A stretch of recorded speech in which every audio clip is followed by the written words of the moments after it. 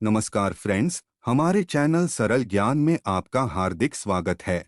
अगर आपका income tax refund अब तक नहीं आया है, तो एक बार चेक करिए कहीं आपको इनकम टैक्स डिपार्टमेंट ने ऐसा नोटिस तो नहीं भेजा है।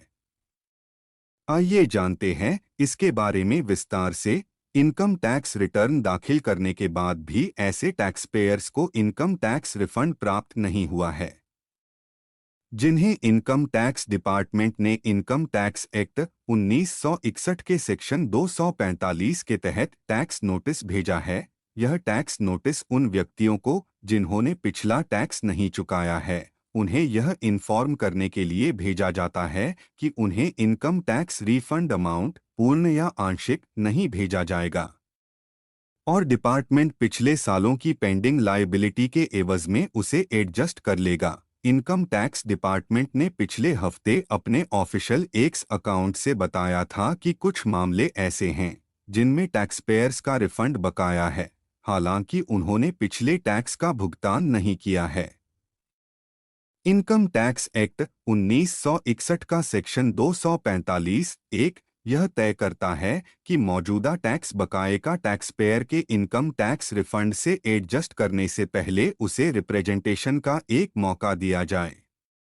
डिपार्टमेंट ने बताया है कि उसी के मुताबिक ऐसे टैक्स पेयर्स जिनका पुराना बकाया है, उन्हें सूचना दी जा रही है। आपको बता दें कि अगर किसी व्यक्ति को सेक्शन 245 के तहत नोटिस भेजा जाता है, तो उसे एसएमएस और रजिस्टर्ड ईमेल आईडी के जरिए यह सूचना दी जाती है। ऐसे व्यक्ति अपनी टैक्स नोटिस अपने income tax e filing account पर भी पढ़ सकते हैं। इनकम टैक्स डिपार्टमेंट ऐसी नोटिस तब भेजता है जब पिछले टैक्स बकाया को मौजूदा रिफंड के साथ एडजस्ट किया जाता है। अगर मौजूदा रिफंड पिछले टैक्स बकाया से ज़्यादा होता है, तो पुराना बकाया एडजस्ट करने के बाद बचा हुआ रिफंड टैक्स पेयर के बैंक खाते में भेज दिया जाता है। जबकि अगर इसके उलट होता है, यानी बकाया अमाउंट रिफंड अमाउंट से ज़्यादा होता है, तो डिपार्टमेंट टैक्स पेयर पर अतिरिक्त टैक्स लायबिलिटी थोप देता है। भविष्य में किसी जुर्माने से बचने के लिए टैक्स पेयर को यह बची हुई राशि उस तारीख तक जमा कर देनी चाहिए। विभाग ने जो तारीख उसे दी है, 2 इनकम टैक्स नोटिस आईटीआर दाखिल करते समय ही कोई व्यक्ति इनकम टैक्स रिफंड के लिए दावा करता है।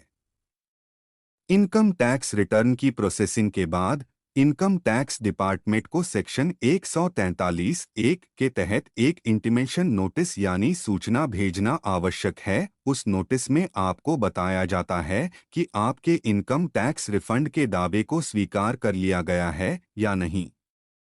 एक व्यक्ति को इनकम टैक्स डिपार्टमेंट की ओर से 2 नोटिस भेजे जाते हैं। पहला नोटिस सेक्शन 143(1) के तहत भेजा जाता है, जिसमें टैक्स रिफंड अमाउंट का ब्यौरा होता है। दूसरा नोटिस सेक्शन 245 के तहत जारी किया जाता है, जिसमें यह बताया जाता है सेक्शन 143(1) के तहत भेजे गए नोटिस में बताए गए टैक्स रिफंड को पिछली टैक्स लायबिलिटी के एवज में एडजस्ट किया जा रहा है। नोटिस में जिस असेसमेंट वर्ष की टैक्स लायबिलिटी होती है, उसका उल्लेख भी किया जाता है। यदि मौजूदा वर्ष के टैक्स रिफंड को एडजस्ट करने के बाद भी देनदारी बच जाती है, तो सेक्शन 156 के तहत एक और नोटिस भेजा जाता है। यह तीसरा नोटिस, यदि अतिरिक्त टैक्स देनदारी मौजूद है, एक टैक्स डिमांड नोटिस होता है। सेक्शन 245 इनकम टैक्स नोटिस कैसे पढ़े। किसी व्यक्ति का tax notice income tax e filing portal पर उपलब्ध होता है। पढ़ने के लिए उसे आईटीआर ई फाइलिंग पोर्टल से इसे डाउनलोड करना होता है। Tax notice pending action tab के अंतर्गत ई प्रोसीडिंग विकल्प में उपलब्ध होता है। नोटिस डाउनलोड करने के बाद अपना नाम, पैन और अन्य विवरण चेक करना चाहिए, ताकि यह सुनिश्चित हो सके कि नोटिस केवल आपको ही भेजा गया है, किसी और को नहीं। टैक्स एक्सपर्ट का कहना है कि जब किसी व्यक्ति को सेक्शन 245 का नोटिस मिलता है, तो सबसे पहले उसे यह चेक करना चाहिए कि उसमें सही पैन और असेसमेंट वर्ष दिया गया है या नहीं। नोटिस में व्यक्ति को यह सूचना दी जाती है कि किस वर्ष के लिए बकाया मांग उठाई गई है। इसके अलावा नोटिस के साथ एक एनेक्जर भी भेजा जाता है। एनेक्जर में इनकम टैक्स डिपार्टमेंट की ओर से की गई टैक्स कैलकुलेशन की जानकारी होती है, जिसकी वजह से अतिरिक्त टैक्स की मांग पैदा हुई है। सेक्शन 245 इनकम टैक्स नोटिस का जवाब देने की समय सीमा क्या है? सेक्शन 245 के तहत इनकम टैक्स नोटिस का जवाब देने की समय सीमा नोटिस में ही दी गई होती है। सामान्यतः यह 21 दिन का होता है।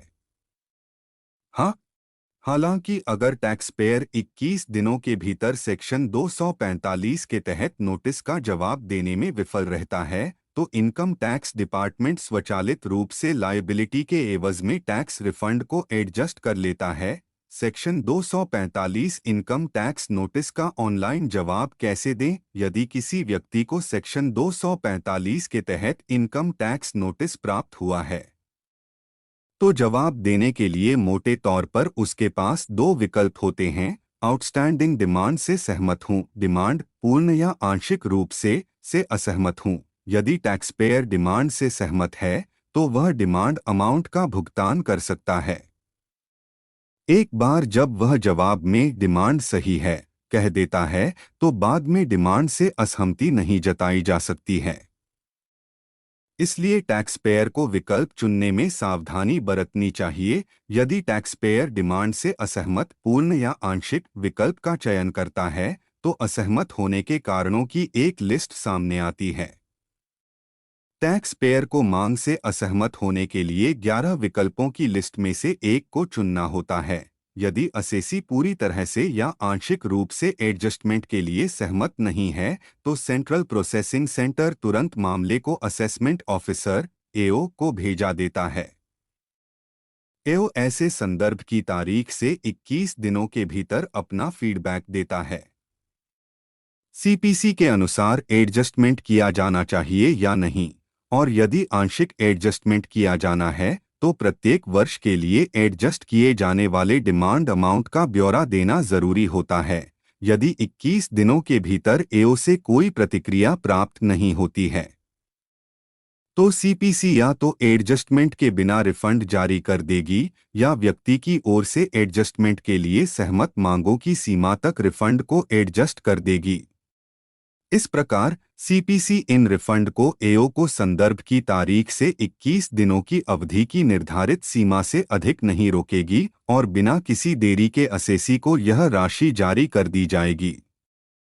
एओ को कोई प्रतिक्रिया नहीं देने देरी के प्रभाव के लिए पूरी तरह से जिम्मेदार माना जाएगा। उम्मीद है आपको मेरा ये वीडियो पसंद आया होगा।